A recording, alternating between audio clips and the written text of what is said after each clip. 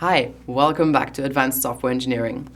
We are still within our chapter of resilience engineering, and I've drafted up a little architecture here.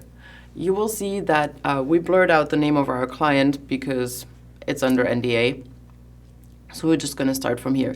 But it's a fairly common architecture that we see here. So we have some client interfaces, and then we have a network that connects all the clients to a server, and the server is connecting back to a patient database. Now, resilience engineering. You remember we talked about, we know we won't be able to prevent any and all attacks forever and ever in the future. So we're going to assume that at some point something is going to go wrong. So we try to get an idea of which attacks our system could possibly be under. And then we try to plan for those and we try to prevent those. Now, when we look at this architecture, we can look at all the vulnerabilities that it has. We have a network that connects our clients.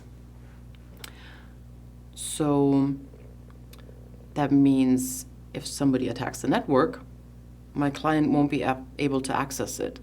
Oh, but if the client is not able to access the network, that means they can't access the server.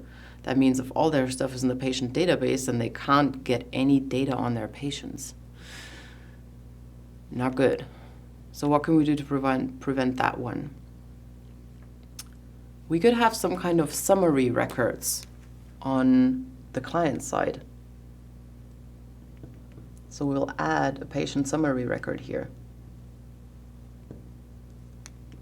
And that could be something like their most recent diagnosis and the latest treatment, the latest medication that they got.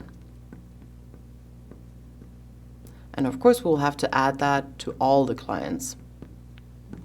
So we have a patient summary record for all of those.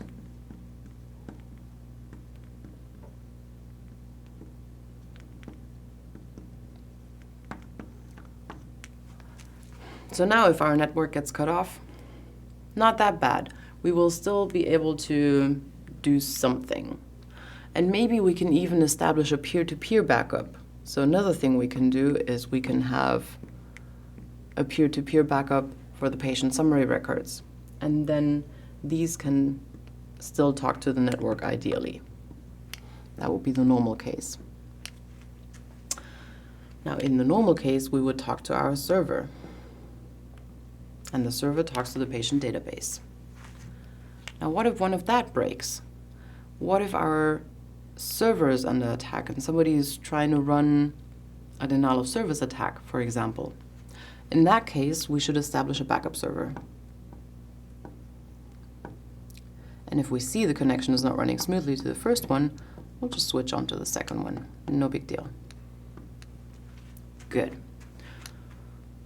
Backup up here, backup down here. Now, what if somebody attacks the database, though? Are we going to know? How are we going to know? If somebody logged in from somewhere else, I don't know, hacked the backup server maybe, made their way into the database and modified somebody's record. If this is some kind of healthcare information, this is pretty sensitive. If we change somebody's medication to something they're allergic to, that could be murder. And that can be facilitated through cybercrime.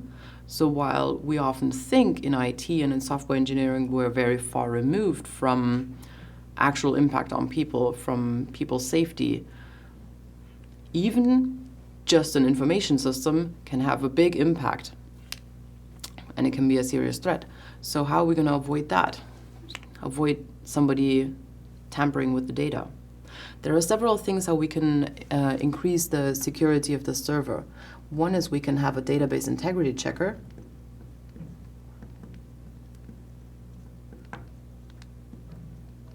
To see whether all the data entries are valid, that somebody didn't just add -22 as age for somebody.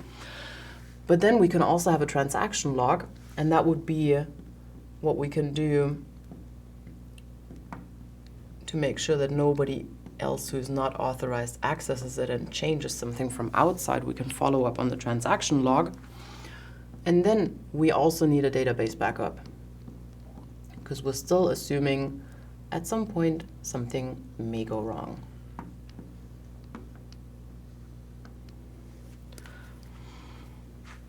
So all of this is just a few modifications to an existing architecture.